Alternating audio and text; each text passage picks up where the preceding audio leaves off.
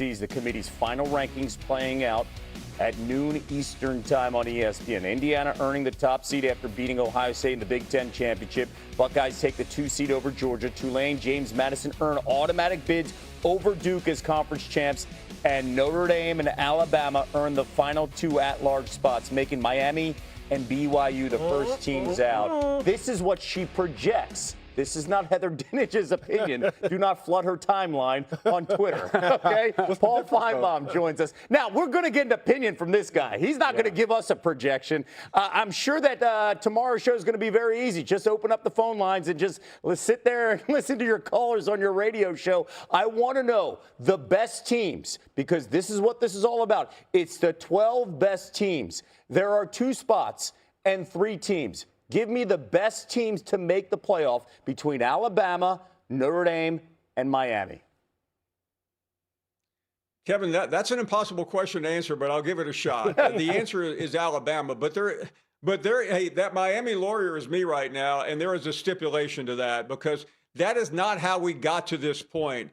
And if the committee does that, then that's fine, but just cancel the championship games next year because they are dead as we know it. You've heard that before. But there has to be a purpose behind this, and it seems ridiculously unfair to put either Notre Dame or Miami in for sitting home and going to the mall yesterday while Alabama had to get on the field against a team it had beaten in late September in Athens. Everyone knows that. The committee knows that, and it'll be fascinating to see how they go. But I would go with Alabama because, to me, there has to be some penalty for losing the game, and the penalty is dropping down, but there should be a built-in reward, and that is staying in the playoffs. We have seen teams lose in conference championship games in the past that not just drop 1 spot, they drop the 2 spots.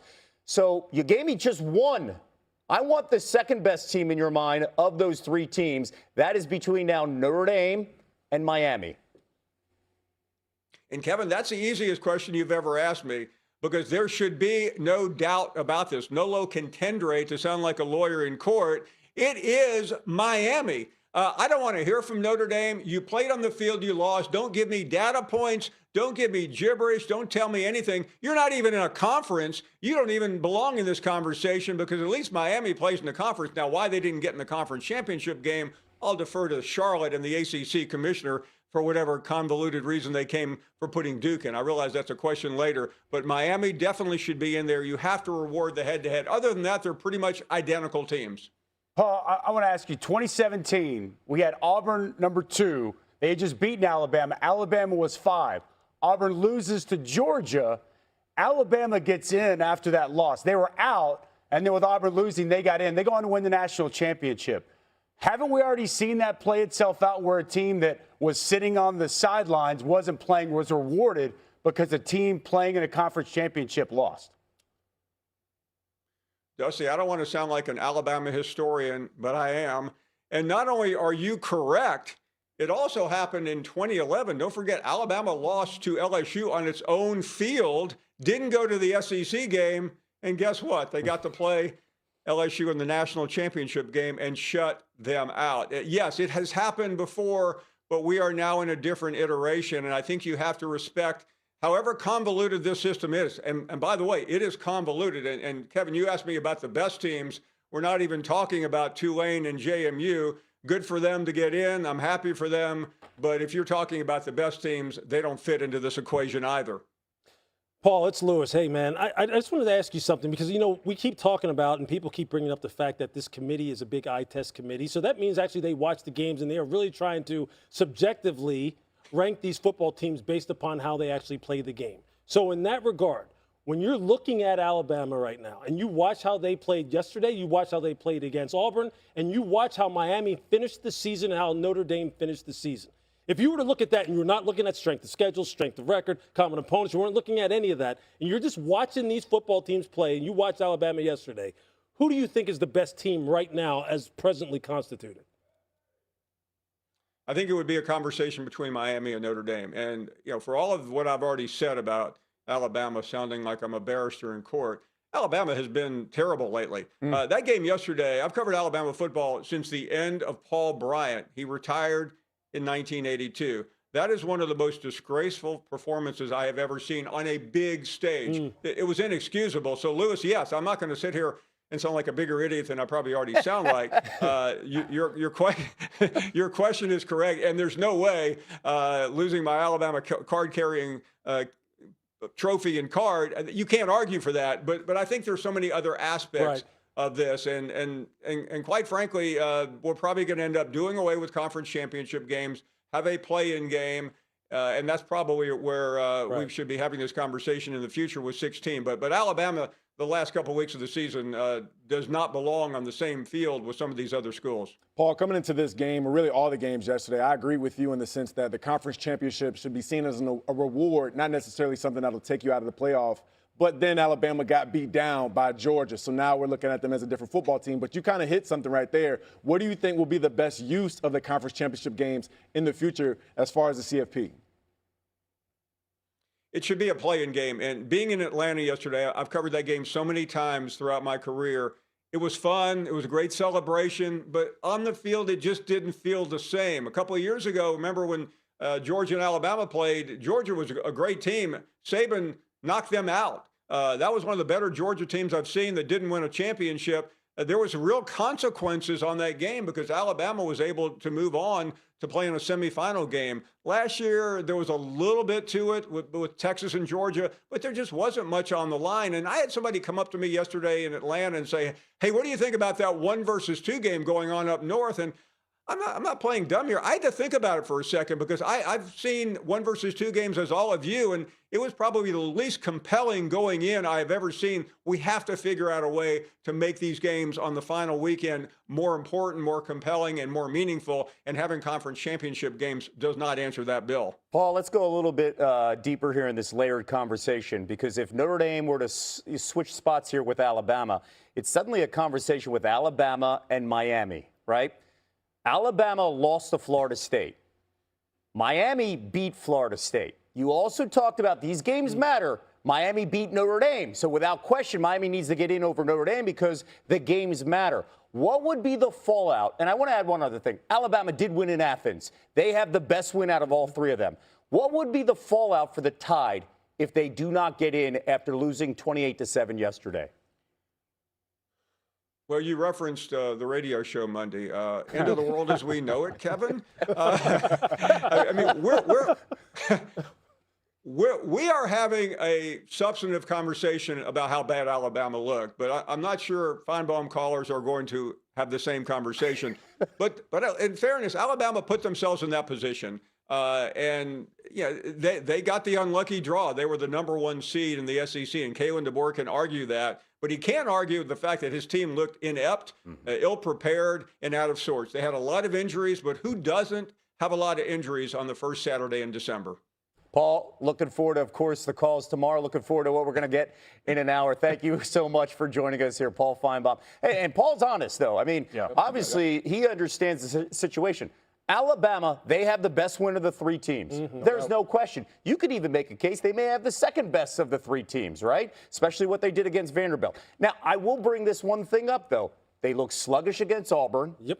And I get it's the Iron Bowl. But you brought up their schedule. They didn't look good the final month. After what we just heard from Paul here, what's your reaction? Well, four straight games. You lose to Oklahoma. You lose the tournament battle 3-0. You play an FCS team. You eke out a victory against a 5-7 Auburn team, and you get boat raced in the SEC championship game. Like, to me, again, I don't know what this committee is looking at. Right. But for me, how you look and how you're playing at the end of the season is going to matter, and Alabama doesn't look good. One thing that I'm curious about, what will Greg Sankey say, and how will he act if a team that competed in the SEC championship game that was going in is now left out? You know, that's going to be fascinating. On the flip side of that, and I'll just say this real quick, though, what is one of the #1 arguments that people make for Notre Dame? It's how they have looked the last quarter of the season. They are trending up. They are kicking the crap out of everyone. It's not who they're playing. It's how they're playing. Right now, best team. It's how they're playing. Exactly. It's not about who they're playing. It's about how they're playing. With Alabama, it's, but we played this team and we played this team. Even if you wait, it can't be both ways, man. It can't be good when it's good, but when it's bad, it doesn't matter. And Miami the same way. Over 27, their point differential plus 27 the last 4 games. They're trending in the right direction. We've got 55 more minutes, guys. I cannot wait. We will continue this. And we will get Heather Dinich's prediction or projection of what the committee thinks, and we will have the full reveal coming your way exclusively top of the hour on ESPN. But here is that roller coaster ride and some of the chaos setting things up. 5-loss Duke upsetting number 17 Virginia in overtime last night to win the ACC championship. The Blue Devils had not won an outright ACC title since 1962. Group of 5, Tulane, James Madison, both won by double digits in their conference championship games on Friday. ESPN Analytics projects them both as near locks to make the playoff. And Georgia dominated Alabama, avenging a loss in September. They win their second straight SEC championship. It's the most lopsided result in an SEC title game since LSU beat Georgia by 27 in 2019. Kalen DeBoer, your thoughts?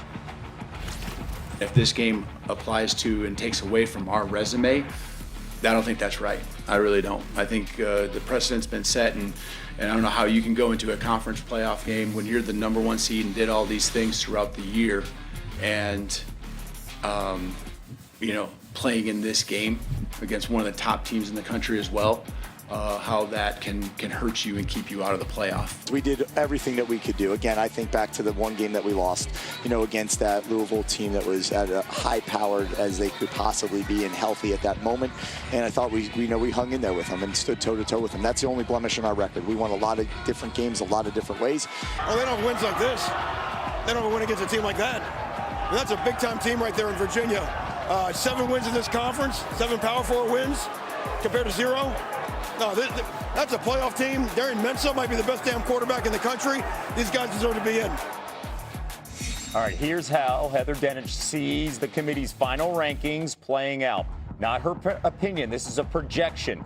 Indiana earns the top seed. I think everybody agrees with that after beating Ohio State in the Big Ten championship. Buckeyes take the 2 seed over Georgia.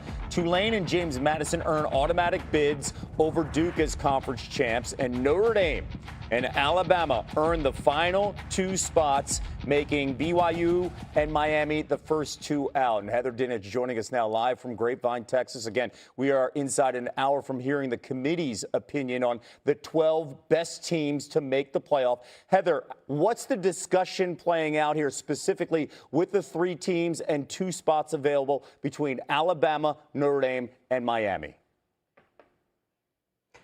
Alabama made this really difficult. They met until 2:30 in the morning local time, and that was the focus, those 3 teams, because how you play does matter. But there is also a human element in the room, and these people, just like everyone watching, recognizes that Alabama had to do something that Miami and Notre Dame did not, and that's play in a conference championship game. And not only do that, but try to beat the same team twice. So they take into account the whole picture. They will consider the fact that Alabama, of those 3 teams, has the best strength of schedule, the best strength of record, and the best win, which was on the road against the eventual SEC champs in Georgia. But yes, they lost to Florida State. Miami needs the committee to drop Alabama to number 11, because then Miami and Notre Dame would both be in. Heather, thank you so much. We're going to get the thoughts of these guys here. And by the way, looking forward to hearing your thoughts at the top of the hour when we have the full rankings reveal exclusively on ESPN. All right, here with Dusty, Lewis, and EJ. All right, we've got 3 teams and 2 spots. Who are the 2 teams that you think deserve? You know what? I'm going to stop. I want to not say deserve. The 2 best teams to get in of the 3. I just love when we went from 4 to 12. I was going to make this easy. Yeah, exactly. 16's coming up. Right, that's easy. This is very difficult, and somebody's going to be upset and have a reason to be upset. But for me, it's Notre Dame and it's Miami. I think those 2 teams are playing better. I can't get over the way Alabama was leaking oil and the way they were playing down the stretch. And obviously, as we've referenced, how poorly they played last night. -3 rushing yards. I can't get that out of my mind. They were dominated for 3 quarters by Georgia. I get who they beat early in the season. I thought, and Kalen DeBoer made some comments that we played there. We have seen teams be punished and penalized for playing poorly in championship games in the committee era. That's happened. We've established that. Another thing, too, I thought that one thing last night showed was, you go back to that Week 4 game. They went into Athens and beat Georgia. You know what Georgia's done since then? They got better. They improved. They had young players. They developed. And now I think Georgia might be the best team in college football. Alabama's done the opposite. They have not improved. They have actually gotten worse. And that's what this committee has to weigh. How much weight do we place on what we saw in week 4 in that matchup to what we just saw last night and really what we've seen the last month of the season? Yeah. 2 best teams, Miami and Notre Dame. Most deserving, Miami and Alabama. Because of the gauntlet that Alabama has walked or actually ran through. That's the most deserving. Why would I take Notre Dame out of that? Because of the fact that, look, Miami beat you. They just did. And if you want to then really kind of get into the weeds and look at the minutia of like how Miami did against Notre Dame in that game relative to how Notre Dame has done against other football teams, just think about this. They held a guy who's going to be maybe the Heisman Trophy runner-up. I don't know. Maybe he is going to be the Heisman Trophy winner.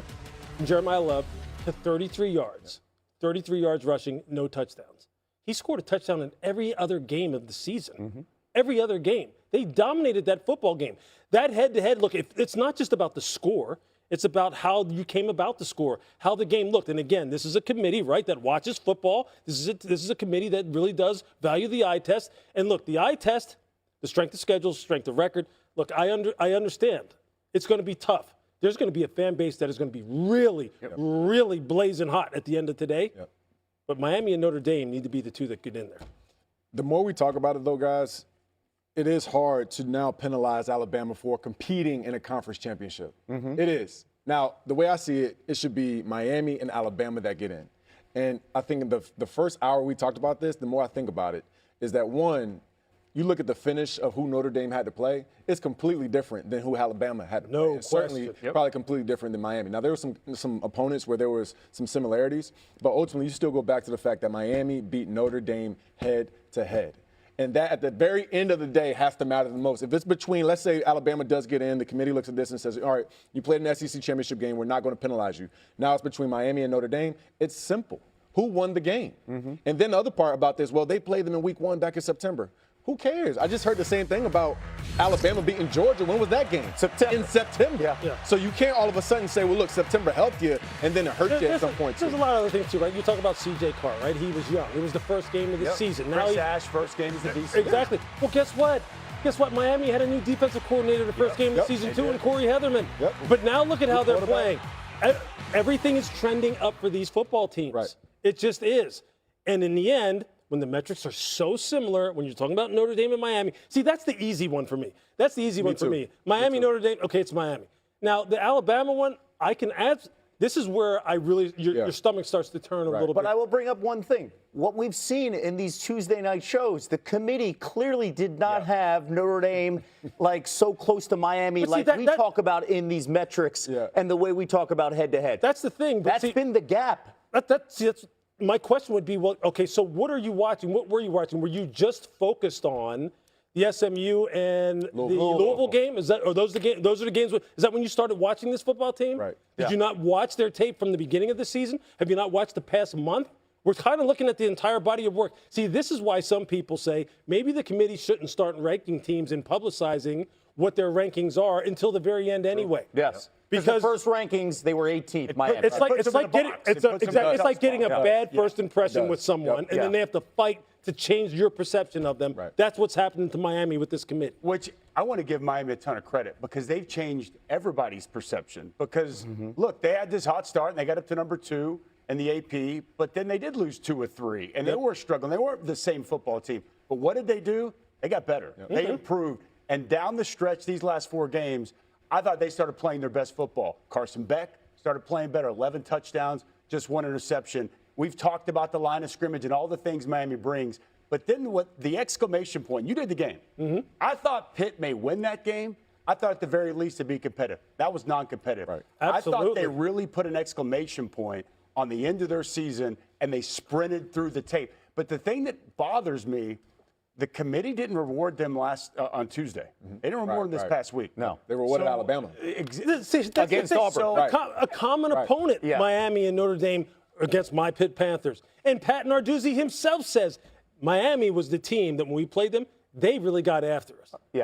And so it's like, okay, I understand a lot of this is subjective. It is, but By the way, come on now. They do re-rank. They talked about that on Tuesday night. It's a full re-rank again. But the last ranking that we saw Alabama jump Notre Dame. Which I didn't understand. And that was 9-10, right, in the situation of the conversation. 11 was BYU, and then Miami was 12. Now, let's go back to what you just brought up. We've seen this in the past. We've seen conference losers drop, right? Happened in 2017 in the 4-team era when number 2 Auburn lost in the SEC championship game to Georgia, and it was the same score, 28-7. They dropped 5 spots. Bama was idle. Bama jumped in and won the title. And they won the national title. We saw it in 2022. USC, they lost to Utah in the Pac-12 championship. Ohio State was idle. They jumped into the top 4. So we have seen it in the 4-team playoff. We'll see how this plays out in the 12-team playoff. Now, we're talking about 2 spots for 3 teams. If Miami is out, it opens the door to another conversation. And EJ's shaking his, then the ACC is completely shut out. And if we can have Heather Dinich come back, I'm not sure if she's available. I'd love to talk to her about the idea of now a 5-loss Duke team, now the ACC champ, and now the conversation kind of turns to James Madison and Duke. So let's bring in Heather Dinich because she is always on. Thank you for joining us, Heather. There were some crumbles here left by the committee on Tuesday night that kind of revealed that maybe if we saw a Duke upset, that we would see an answer later on today. What did you see? I saw Duke nowhere to be found in the selection committee's last top 25. JMU at number 25 was a strong indicator that if Duke, as a 5-loss conference champion, beat Virginia, JMU could slide into that number 12 seed as the 5th and final highest ranked conference champion. That would mean there are 2 group of 5 conference champions in this bracket. If that comes to fruition, Tulane would have the 11 seed, JMU would have the 12 seed. But the difference is on Tuesday, they weren't talking about Duke. They're going to talk about Duke now because Duke beat a top 20 team in Virginia. They do, as Manny Diaz has pointed out, have 7 wins against Power 4 opponents. But Kevin, because Duke was not ranked and JMU was, it's really hard not to give the edge to JMU. I would be surprised if they went with Duke. Heather, thank you so much. When we saw that graphic, the real thing that stands out, James Madison went 12-1. Phenomenal season. The strength of schedule, 123rd. There are only losses to Louisville. And then Manny Diaz's case is, hey, we have 7 Power 4 wins. When you look at this, what's the difference? Well, the difference is that James Madison doesn't have a group of 6 loss. Duke has 2. Yes. They lost to Tulane. They lost to UConn. That's going to keep them out to me. One thing is interesting, though. Before the year, there was a big conversation. Strength of schedule was supposed to be a huge factor, a big analytic that's used. That may come into play right there with James Madison, like you said. Yeah. And then obviously, like we've been discussing so much with the Alabama conversation, how much will that play a role in some of these decisions that are made here today, ultimately getting these teams in? But I just, you can't have 5 losses. You can't have 2 of those to be group of 6. Like Manny Diaz and Duke, I get what he's saying, and I understand you should go fight tooth and nail, try to get your team in. And congratulations on them on winning an ACC title. I just really don't think they have any ground to stand on when it talks about one of these CFP spots. This could be a devastating day for the ACC. A Power 4 completely out of the entire 12-team playoff conversation. Okay, honestly, dude. Yep. That's I'm going there too. Come on. mind-blowing. Because their best team didn't get the chance to play in the conference championship. Because we are the literally ACC shouldn't have allowed to happen. Yes. It should have been. right, exactly. But still, like, I don't understand, like, how else. Like, we are just really making objective arguments for Miami versus Notre Dame. This isn't even an eye test thing, really. These are just numbers and facts that we're putting out here. Let alone, well, do we want to compare offensive lines? Do we want to compare quarterbacks? Do we want to compare wide receivers? Do we want to compare secondary? Like, which they also are supposed to be doing, right? Because why else are you watching the game? Yes. Unless you're just kind of like sitting there talking and just waiting for a computer printout to then make your decision. If you're watching the games, you're knowing that, look, this is a pretty good football team. When we watched that game in September, they shut down a Heisman Trophy favorite, like made him null and void.